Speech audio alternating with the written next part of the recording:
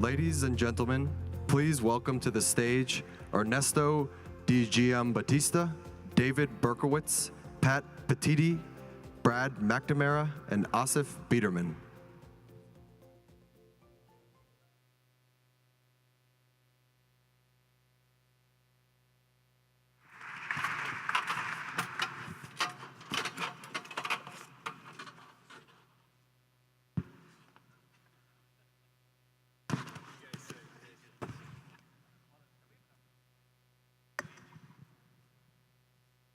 Somebody can go on my lap.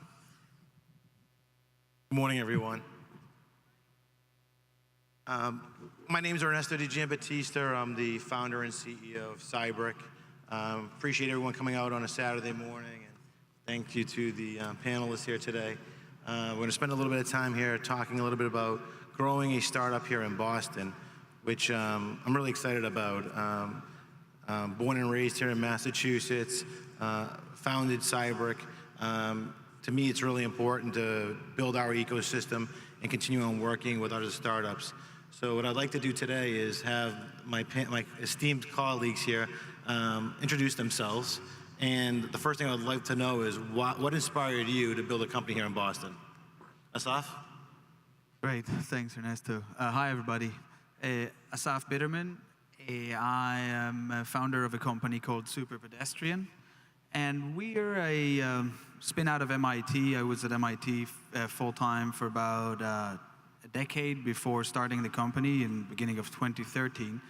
And our focus is on using robotics to develop new vehicles for 1 and 2 people. Urban focused, really realizing that urban mobility is where the biggest demand for transportation is, but we don't really have the right we don't really have the right vehicles in existence today. It came out finally.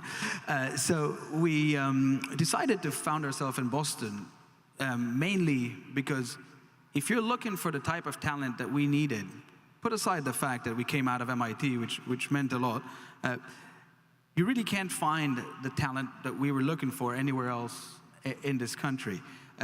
Specifically, when you build a small vehicle, the interaction between the rider and the vehicle itself becomes very intimate, if you want. Meaning you feel every bump, you feel the road a lot more. So you need to build machines that kind of synchronize with the human body. And how do you do that? You really need people who understand sensing, people who understand high-resolution controls, people who can actuate machines fast, 100 hertz, 1,000 hertz. That kind of talent exists here in a deep sense. So for us, it was actually a no-brainer, and we were able to benefit greatly from the community of companies around here, like iRobot, like Segway, like Kiva, like Amazon Robotics, many others. So that's a bit about it in a nutshell. Thanks. Brad? Cool. Yeah, thanks for having me. This is super exciting. Yeah, so I'm the co-founder CEO of Freight Farms. We make modular hydroponic farms inside of shipping containers to empower people to grow food in any environment. Welcome me if you want to learn more. We have one outside. Go visit, check it out, ask all your questions. Happy to answer them. In terms of starting in Boston, I'm from Boston, so that was obviously a big part of being here. It's my hometown. But I think a big piece of it, beyond all the things that Assaf said, which are very true, the talent is here to build the type of company that is creating, for us, a new piece of equipment, something that had never before been seen in the agricultural industry that involved regular people. We were encouraging, people who had never been in agriculture before to get involved and to grow food where they were, which is a very different proposition that had ever sort of been pushed forth in agriculture. But for us, it was really interesting because of the unique setup of Boston, the demographics of the city, but also the climate of Boston. We're a very food-forward city, but we're also very disconnected from where most of our food comes from. So solving that need was really important. And then when it came to testing for various environments, it's kind of nice. You can get, August in Boston, where you can have 100 degrees sustained, but then deep in the winter, you can be at 0 or sub-zero for a sustained period as well. So when it came to prototyping our early systems, testing against those extremes, was much easier. So all those factors just kind of came together and really worked in our favor, and we would never think of leaving. Great, thanks. Funny, I've never heard somebody say that the weather was part of the reason they stayed in Boston. Normally it's in spite of. So my name's Pat. I run a company called Catalant, used to be called Hourly Nerd. What we do is we connect the biggest companies in the world to whatever talent they need to get work done on demand. So we have a marketplace of about 50,000 business experts and boutique consulting firms. And then some of the biggest companies in the world are using our technology to manage their internal talent, all the consulting firms they work with, their alumni and retirees. And when we started our company, we were actually students at Harvard Business School. And when we were graduating from Harvard Business School, we were in the midst of raising some money. And actually, this is a story that we don't often share with people, but we had term sheets from 3 different venture capital firms. One was in San Francisco, one was in New York, and one was in Boston. And the 2 firms that were not in Boston told us that as part of accepting their term sheet, we were going to have to move to their city. So we had like an exceptional, like amazing firm, one of the best venture capital firms out there in San Francisco, who said, we want to back you, but you have to move here. We had another amazing firm in New York who said, like, we want to back you, but you got to move to New York. And then we had an offer from a firm in Boston, Highland, and they said, you can build the company wherever you want. Obviously, like, we think Boston's a great city. And so we actually faced this like very real decision of whether we wanted to move or not, and whether we wanted to be in Boston. And we decided to stay in Boston, and that was largely because when we looked at the other options out there, Boston was the very best place to build a tech company. You can go to New York, where there are more startups than there are software engineers. You can go to San Francisco, where there are a ton of really talented engineers, but the cost of living is like exceptionally high relative to Boston, and where there are 1 million startups, and it's very, very hard to see through all of the BS and stand out amongst the crowd.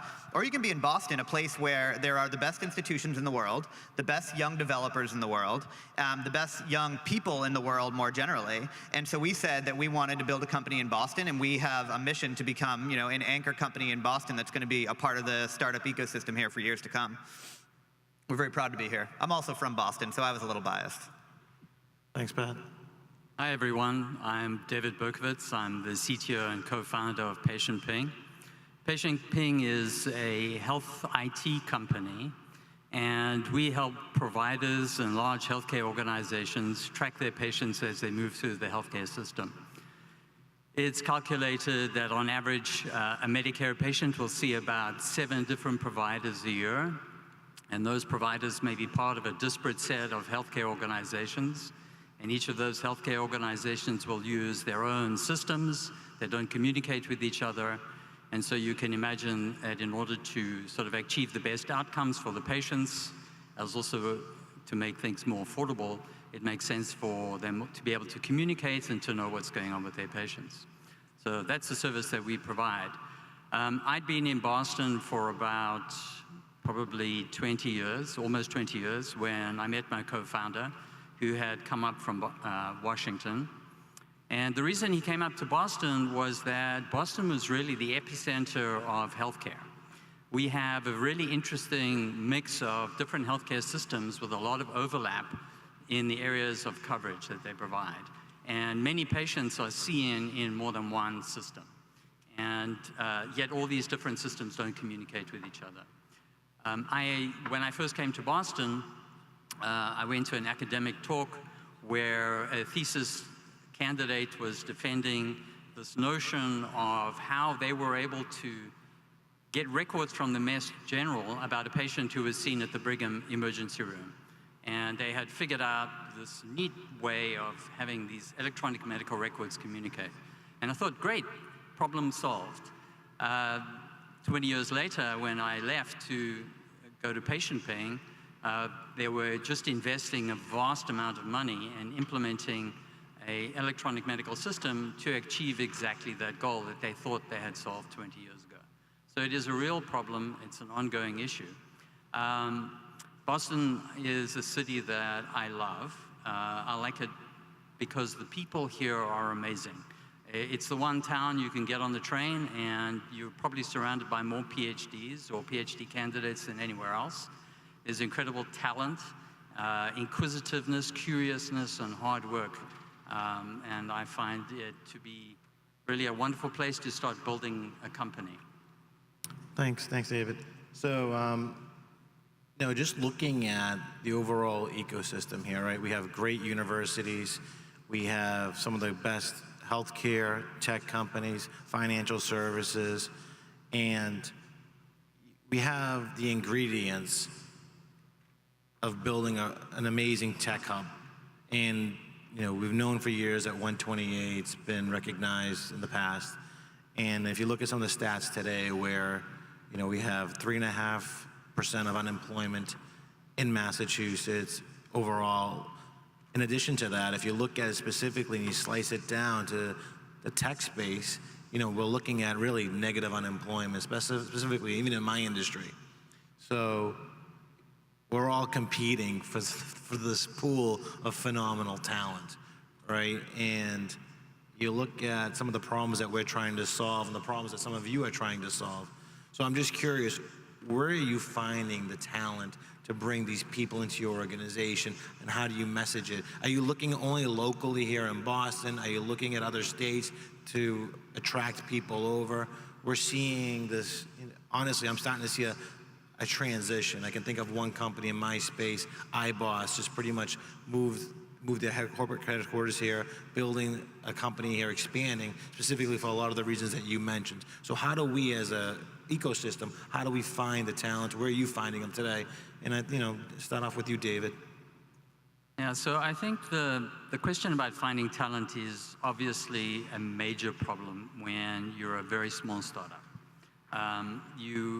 People, when they graduate, have huge options about where they want to go. Virtually every student who comes out of MIT seems to have the notion that they're going to start their own company.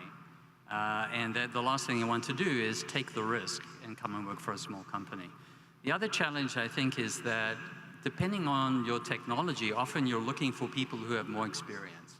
People who have more experience tend to have greater responsibilities. And again, the risk-taking aspect is reduced. As one builds a team, it becomes something that attracts other people. And we found that our first few hires came through our networking. We hired one person who knew somebody else, who was able to tell them, hey, this is a great company, these are really interesting problems, this is an opportunity, you should come and join us. And we were able to grow out a core team using that model. I think a lot depends on how you outreach and how you place the kind of problem that people are trying to solve. We are a mission-driven company, and we find that a lot of people are attracted to us for two reasons. One is there's a really interesting technology question that we have to solve, but then also they're interested in the mission and they're interested in what we're trying to do. Our outreach goes to going into the universities, looking through networks, asking our advisors, asking our investors, and try not to get people poached from companies like this over here, which has happened on more than one occasion, I will say. And I think that when you hire in general, there is this notion that you hear about, well, you should always hire people who are smarter than you. And it's a really nice idea. The reality is that it's the potential of the person that's more important, not just what they've done now. A team of rock stars is not a rock star team. And you have to be very thoughtful about how one builds a team. And you can interview, many, many people. It doesn't necessarily mean that you have the option of bringing them in. But when you do find the right people, then I think that's the best way of building a team, I think, is the model. Yeah, if we find like the right person, we'll do anything to get them. So it's a matter of like going through your network, going through like the network in Boston, your VC's network, like other founders, and finding like the very best people. So when we have about 150 employees now, but when we were a lot smaller, what we would do is target people that were more entrepreneurial and had proven to have some kind of entrepreneurial success at a company that had seemingly like started to scale in some way. So like if you look around sort of like our executive table, our head of engineering is a guy named Brian Stevenson, who is one of the co-founders at Insight Squared, like exceptionally talented entrepreneur. We just hired the former CRO from iBoss, which you mentioned, awesome guy. And he's our head of sales. Like, we hired the associate GC from Demandware, like exceptionally talented woman, Shirley Paley.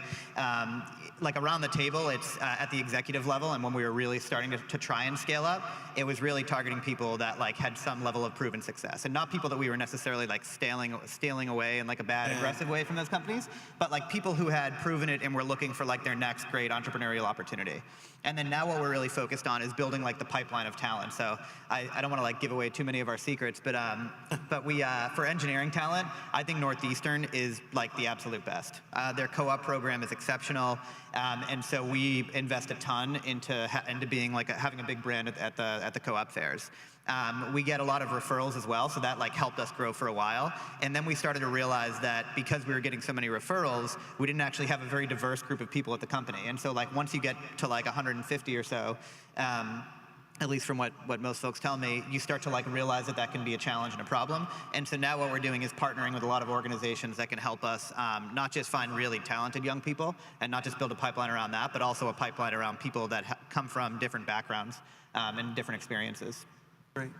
Yeah, I mean, I think one of the things for us, I mean, I'll echo the Northeastern piece. I'm an alum, and I think we have like 7 or 8 people now who are from Northeastern. You know, it's just been a great place for us to find talented, motivated people. Really what we've done is encourage people, because there's so much talent in the city and there's so many opportunities and so many really cool companies, is you can, you know, sort of connect to the company that you feel most strongly about as a, you know, a talented engineer, developer, what have you, and say, you know, I want to make a difference in that company. So we sort of try and target those people and find people who really care about what we're working on at Freight Farms. Because, you know, we, early days and, you know, to this day, we can't always compete purely on compensation and other things. You know, but it's a really interesting challenge that they're passionate about, that they know if it doesn't work out, there's multiple opportunities, so why not follow the thing you're most excited about? So that's really worked well for us in terms of, you know, encouraging people to talk to other people. And I mean, I think using your current employees as a network, you know, I think one of the reasons that, you know, good times, bad times, you know, projects go sideways, whatnot, it always happens. You know, when you look around the office, I know for the team at Freight Farms, you know, everyone's really excited about what we're doing, but they love to work with those people, you know, and they like each other, they connect on an intellectual level, a social level, and all these things, and it keeps everybody together. So yeah, I mean, that's really worked well for us. Great. Assaf? Maybe, so aside from Hail Mary, how great we are, maybe one way to think about this is, you know, every company in some way is self-selective for the people that would come, right? So, you know, if you separate the financial compensation and the prospect for success, well, from a values perspective, every company has something to offer, and it's self-selective in that sense. Specifically, if you do something that ticks many boxes, you become attractive, right? When people care about different things. Specifically for us, it's, you know, environment, electric, robotics, cities, all these, mobility. So it self-selects. On the other hand, we found that because we do a lot of robotics, manufacturing, etc., we cannot benefit very much from the out-of-school pool. We have these people, but more so, say, in the consumer software side of things, you know, Android, iOS, etc., design where experience matters less and creativity matters more, actually, where experience could be a hindrance. On the other hand, if you need to manufacture 1 million units of something, gray hair matters a lot. So we have parts of the company with a lot of people, over 50, over 60 even. We're proud of that. But, you know, attracting this kind of talent is a very different challenge. Because like you said, you know, the risk profile for people like that is very different. But as it grows, it really becomes kind of a snowball. And people, you know, people look at your website or get to know you and know that they have other people to get inspired by, etc. But for us, we also noticed that you can attract like that people from other places. So we have a substantial amount of people coming from the West Coast to work for us, some from New York. But where we face most problems is in sales and marketing. because we're a consumer-facing company, and Boston's great if you want to do deep tech, if you want to do business-to-business commercial offering. When it comes to consumer-facing, it's a lot more limited, and maybe that's something that we have room to improve on. Right? If you want to build a brand, if you want people to sell something that's inspiring, that creates a want, you'll have a limited pool of people to draw from, and that's really where you have to start to look out of state or split your company, which is a big price to pay. Thanks. I want to go back to Pat, actually, because you brought something up when you were starting up your company on the fundraising side, especially in the early days of growing a startup. I've had those conversations where if you want to build a company, you're going to have to come out to the valley. It's part of, you need capital to grow the company, right? We all know that you need capital to move it forward, to attack a market. And I would say over the last 5 to 7 years, the venture capital landscape here in Boston has been dramatically changing. We're seeing a lot more, I would say, early micro, even early seed funds, and then you're seeing some larger, later stage funds. So when you're looking at those Series A's and A pluses, you're seeing different dynamics. And I'm just, love to hear your thoughts. Specifically, start off with Pat, since you brought it up first. What are you seeing, or what advice could you give, early stage companies on the venture capital side, specifically around, building a company? You want to stay in Mass, you want to stay in Boston. Yeah, so the reason that those firms wanted us to move to their cities was because we were first-time founders. Like, it was a founding team of like a few guys from HBS who like truly didn't know what we were doing. None of us even had like real work experience. We had all worked in like professional services. Like, one had worked in private equity, I had worked at a consulting firm. So like, they looked at us and they thought, well, these are people who just like need a ton of help. And so if you're going to be able to benefit from our network, then you have to be in our city. I think probably like on top of that, like, the number of times that they can cut down the amount of trips they have to make cross country to like the board meetings. Yeah. Honestly. And they knew that we were going to require like some hands-on help early on. I think they also had this view, especially because back then our company felt a lot more consumer-y. Even if we were still sort of B2B, we were mostly working with small businesses, and so it felt like a B2C type company. And so to Assaf's point, there aren't a ton of people in Boston who are proven and experienced in sort of like B2C. It isn't like where it isn't like where Boston really spikes in terms of talent, and so. What we had to do was basically like to prove to our Boston investors that we could find like the right talent, and we could get the right talent to join our company, and we would be sort of like relentless when it came to getting great people here. It'd be interesting to hear though, as others have been raising money over the past like year or 2 years, what you've seen in terms of the VC atmosphere here. Yeah, I mean, I think it's definitely changed dramatically, since I first, became aware of starting businesses. Like, my first company was just a couple of friends of mine doing a marketing company out of a basement back in, graduated from Northeastern and then started it. Very different than, freight farms of today. But yeah, I mean, there has been a lot more early money that has been available, 2012, 13, that sort of period of time, where the expectations are, I feel like, having not known what they were before, feel like they might be a little bit different in that you had more money to work with early on, so you could hit different milestones. So I think for me and for us, it was just trying to understand, what are those milestones like really, and do they match up with the company plan and what we need to do? I'm sure we've all been there where you're trying to balance like investor expectations and what they're going to be looking for with what your company's doing. So it's just, it's a constant struggle and a balance to understand, what is your plan to what the expectations are. But I mean, I think, haven't really seen for us, particularly at freight farms, a huge difference. Like, early on, there was what felt like more appetite for the risk of sort of what we were doing on the West Coast, but there wasn't a dramatic pull there in terms of, we would take a risk on that, immediately. It was, a similar sort of trepidation, East and West Coast. And I haven't really seen that change that much for us personally. Yeah, I guess. Again, it would depend in which field you're in, right? So if you're starting a company which is entering a space that's already crowded and a competitive space, you might need to partner up with a VC that knows something about that space, or at least understands the risk profile, so they can walk through those difficult times with you. And that's really important.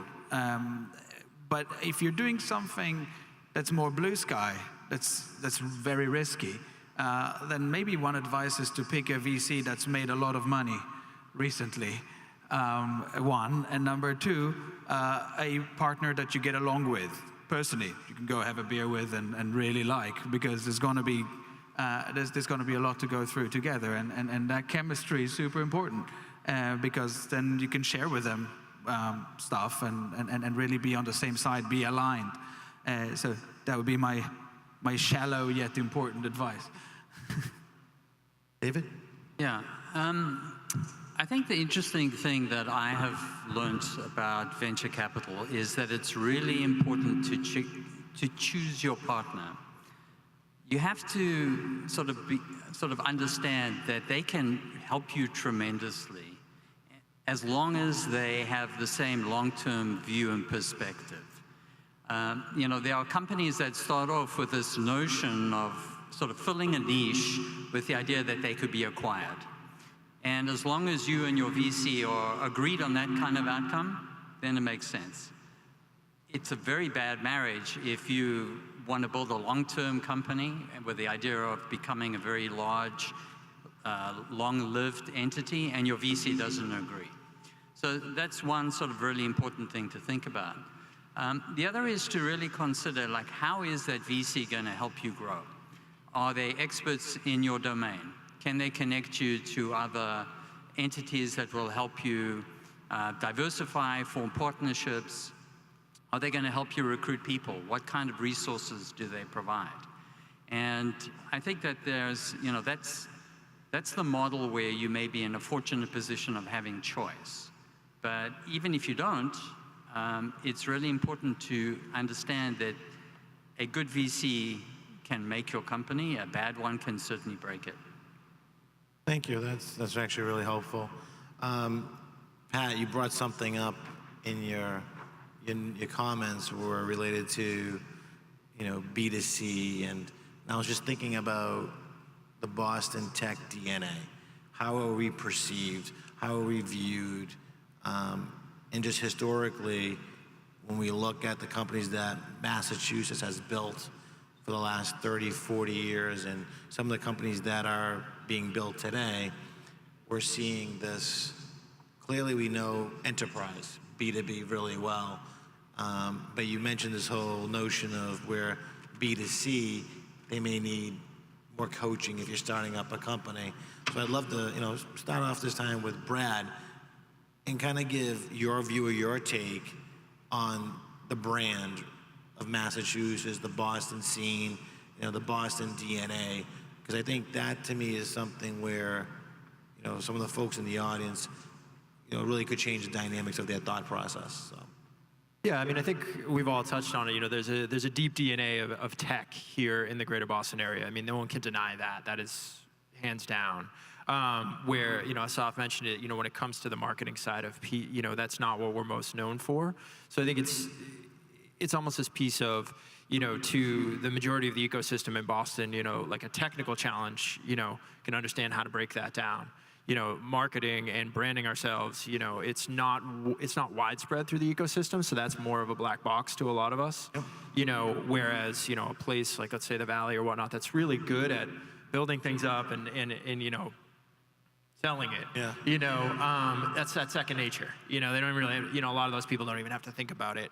But I think it's putting some focus on that, you know, and understanding and owning. I think we've talked about this probably in a few different panels now, like owning who Boston is and just running hard at that. You know, like the Valley is kind of like, we're the Valley, you know, like, and that's the thing, you know, whereas, you know, Boston does have this deep, you know, tech, DNA, history, all of those things. And there is an emerging, you know, piece around marketing that I think we just need to, you know, kind of own, and again, just, you know, try and find a way to talk about it and continue to build companies that are anchored here, that want to bring people here, that can really explain why Boston is a great place for us to be here. You know, I think that'll sort of continue to that loop of be allowing startups that are just maybe getting started today to then look at some of the companies maybe up here or otherwise to find that next marketing executive that maybe took Catalant from here to there, and now is ready for their next challenge and use that same game plan. Great. Assaf? Maybe to be a bit more critical of Boston here, just so we could actually start to think about sort of actionable things. We're about 4 years old in the company. I've been here for 17 years, and I think we made very much the right choice to be here. I have no doubt, right? Because the depth of the technology we need to develop can be done here a lot better than in the Valley. So for me, it was not a question. Now, on the other hand, at some point you need to build a consumer brand for our company, right? So we started these efforts, say, a year ago when we came too close to being able to release our product. And we worked with a few recruiters, and most of the good people we saw were either in New York or in San Francisco. Now, if you think about marketing, there's an interesting thing that's happening today, right? Marketing is almost split. If you're going to hire a CMO, marketing is almost split into quantitative stuff, science, right? What do people respond to when they see a piece of content? And you can measure and quantify and optimize. And for lack of better words, let's call it the art, right? Which is something where you might compromise a few conversions, but invest in a long-term identity for yourself. And you can't quantify that. You have to be inspired, you have to bet, you have to guess, and you have to look inside and really be creative about it. The quantitative side, Boston is beginning to excel at that. No wonder, right? The brand side, not yet. There are some, right? There's shoes, there's travel. There are a few outstanding companies or industries here. But when we tried to attract some of those people, CMOs, more from the art side, from New York or from San Francisco or from LA or from London, they would say, we're not moving to Boston. No, there's not enough edge. There's not enough art, or there's not enough fringe. We face that. But Boston's changing, right? It's evolving, it's becoming more and more diverse. More and more students stay, right? So as the city evolves and becomes more diverse and attracts a wider diversity of people, I think we'll see different types of talent actually wanting to stay here. And we have to be honest about it, right? If we want to be able to attract people, and we have to be able to point to those things that will attract people. Look at what's happening in Cambridge and Somerville. It's being transformed, right? Look at what's happening in other parts of metro area. There's a lot of good stuff that's happening for these types of people. Point it out, sell it. Take them out for a drink, show them the funny place. It goes really a long way, the first impression that somebody has when they come for a visit in an interview. And at the same time, of course, we got to brand it, talk about it when we're outside, about all the good stuff that you get for being here. And that's a job for all of us when we outspeak or communicate. Thank you. David? Yeah, I think there are a lot of reasons why people would come to Boston, right? People don't just come for the job. They come for the environment, they come for the schools, they probably won't come for the weather. But Disagree. I think that, if you look at San Francisco and you look at the cost of living there, and if you think that you want to create a life there, grow, have your kids go to school, and you kind of look at your opportunities and you compare those to what is available in Boston, there's definitely certain decision factors that anybody's going to make around that. And the big question for me is, why would somebody who may go to school in Boston, having grown up in the area, want to go and live in San Francisco or anywhere else on the West Coast? It has nothing to do with the technology. It has nothing to do with the kinds of jobs that are available. There are other factors that are taking them there.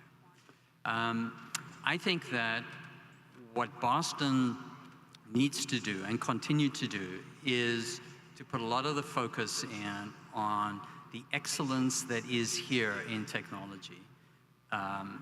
There are just about in every domain sort of world experts that live in Boston. If we think about healthcare, this is the world's best center for healthcare. There is absolutely no better place to build a company that's in healthcare, for example. And it applies to many, many other things. We have the best engineering schools, the best education.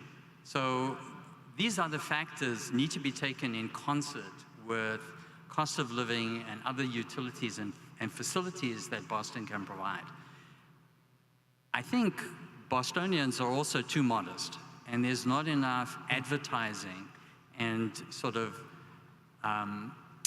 crowing about how good the technology is. We have certainly heard from VC, you know, if you come and move over to the West Coast, your company is worth 20% more. And it's like, that makes absolutely no sense to us. Why would we want to do that, to move to an environment that's more expensive, that has all kinds of natural disasters going on? That's not going to be a problem in Boston. So David, what can we do? I think that's a great point. I think Matt, being here and knowing a bunch of startup folks and being in the ecosystem for so long, I think you're right, we are too modest. I think you can go out to the valley and go other parts and they're beating their chest on a little thing. Where I think going back to, you know, Brad's point is we're working on deep tech, real complex problems, but we kind of sit back and take a position like, maybe is it in our roots that we still have this conservative DNA and we just take a more modest approach? But I think to Assaf's point, the city is changing, the state is changing. There's folks coming all around the world changing this DNA very rapidly. I mean, the last 5 to 7 years, what we've seen in the seaport, now the financial district's really being taken over by some of the tech companies. I mean, I'm up in the North End, so we call it Tech North. So when you think about it, what do we need to do to change that brand or really promote, maybe take a different stance? Because I think you're right. Some of the things that we are all doing here, we're not taking enough credit for it, so. Yeah, I mean, I was at the Mass General for 20 years, and I worked in a lab where we were incredibly innovative. We had opportunity to do things that nobody else in the world could do. And yet, when there was an opportunity to take those ideas and translate them into real businesses, it was at a time where academia and hospitals hadn't sort of fully cottoned onto this notion that you could take technology and transfer it. If you look at MIT for many years, well before Mass General or Harvard even thought about this, already had developed programs where it was much easier to take an idea and commercialize that and sort of facilitate that whole process of building a company. And I think that in many ways, that sort of local restriction around being able to grow became sort of part of the idea, so that anybody who had an idea would quit their job and go somewhere else where it would be easier to grow. I think that, you know, if you look at healthcare particularly, there are these different reports that come out, and every hospital vies to be the #1 hospital or the #2 hospital on the US World and News Report. Or the universities pride themselves on being the #1 university or the #2 university. But we don't do the same kinds of things in companies, and I think, I don't know what the answer is, but I think it's really important that we get to be seen as a technology hub, as the place to go when you want to solve problems, as an innovative area that's going to attract and bring the talent in. And I think it's up to us as companies, as new companies in Boston, to change their complexion from being this very conservative, quiet, keep your head down kind of place. Yeah, I think those are all great points. I think this goes back to Assaf's point on having people who are good at sort of like the quantitative marketing side of things, and then people who are good at telling the story. And it is not, it feels like it is sort of part of like Boston culture to have your head down and like not brag too much about what you do and kind of like prove it before you talk about it. Definitely seems to be the case. I also think there aren't a lot of people here though who have learned how to tell the story very well. And the way that most startups come to be, or the way that you start to build up a good startup ecosystem around a certain industry, is you have a couple sort of like anchor companies that are very, very good in a certain area. They help people at those companies build up really important competencies, and then those people leave and they go and start their own companies, or they go and invest in other companies and help mentor and guide them along. And the challenge is that we don't have many good examples of B2C companies to point at, and so we don't have many companies that have helped people who work there build up those competencies, and so we don't have a lot of people who are then going and starting new companies that are really good at telling the story about why they're great. And I don't know what the answer is to how you solve that. Like we can certainly all do a better job of talking about like what makes Boston great. Maybe you like double down on what is great about this, and you work with the city and you work with the state to do a better job of promoting it. I think, though, it's going to be really, really hard for Boston to become great at sort of like banging its chest and talking about how good it is and helping other people in other states learn about it until we get a couple of like great B2C companies that scale up and then start to spin out other great people. Thanks. So we're running pretty close on time here, so I want to leave. I would like to get your final thoughts, right? There's probably an entrepreneur sitting out in the audience right now looking for some advice. They're thinking about building up a company here in Massachusetts. Assaf, what advice would you give them, having done it before? Are there any people here considering to be entrepreneurs? Raise your hands. Okay, there are. What about current entrepreneurs? Oh, great. Okay, so maybe you guys can give us advice. Look, I think it's very personal. For me specifically, this is my first company, and it's growing well, and we're happy, and it's very, very difficult at the same time, right? You go through this, and people always tell you when you start a startup, oh, you don't know what you're getting yourself into, right? The most successful companies have had a hell of a time, right? And so that's something that you realize when you go through it. And I think for that reason, is just to choose a subject matter you love. For me, that's the only advice. It's a subject matter you really, really love. Yes, the opportunity has to be there. Yes, there has to be an ability to attract talent and money and all that. Just take it for granted. Otherwise, you can't make a startup. But subject matter you love is a key to going through all these things. Right. Yeah, I would totally agree with that. I mean, I think having sort of sat in the same situation and gone through that period where I think you read every like article you can get on, like advice, like, oh, how do I do this? What do I do? It's hard. It's hard to like actually give advice that you can stand behind and be like, yeah, I wish somebody had told me that. I just don't think I have that wisdom yet. But on the content piece, I mean, for me, it was, it's going to be hard. It's going to suck. It's going to be great. It's going to be all those things. With freight farms particularly, it was like, all right, this is something like, this is my once in a lifetime thing. Like, it had to feel that way. Like, it had to feel like, oh my, yes. Like, this is my once in a lifetime shot, opportunity. Like, it's so important. It could be so big, all those things. Like, if you feel that way about something, then you're going to go after it, and no one's going to be able to make you quit. And that's kind of like what you have to be ready to do. So I guess if that's advice, that would be it. All right. Yeah, on the giving and getting advice piece, it's funny. One of the things I learned very early on was that you're going to get advice from like a million different people, and like if you listen to everybody's advice, you would go nowhere because much of it is like counterintuitive or like works against each other. And so like the hardest thing is like, how do you know what advice to listen to? So feel free to totally filter out my advice. But I think the thing that I see people do wrong is that they tend to take too much time obsessing over whether their idea is exactly right, or whether it's the right time to go and like start it and start chasing it, or whether they've figured out exactly what the business model should be before they actually just go and like freaking do it. And like, so my advice is always, if there's something that you're passionate about and you think you have an understanding of how you can solve a problem that exists in the world, don't obsess over the details, like just go freaking do it. Because at the end of the day, like your business, wherever it ends up, is gonna look pretty damn different than how it started. Like that's typically the case for most companies. And like, it's all about actually going, doing it, learning from customers, learning how to pivot and change your company over time. That will eventually like get you to having the right business. So it's never gonna be right away. You just gotta go do it. So I would say it's never too late to be an entrepreneur, but don't wait. Because if you have an idea and something you believe very passionately about, then you should just go and do it. And you should ask all the time, anybody who's willing to listen, go and ask them. It was the most eye-opening experience for me. Coming from an academic background, and going into sort of the entrepreneurial space, how helpful and how many people are out there who are willing to help you.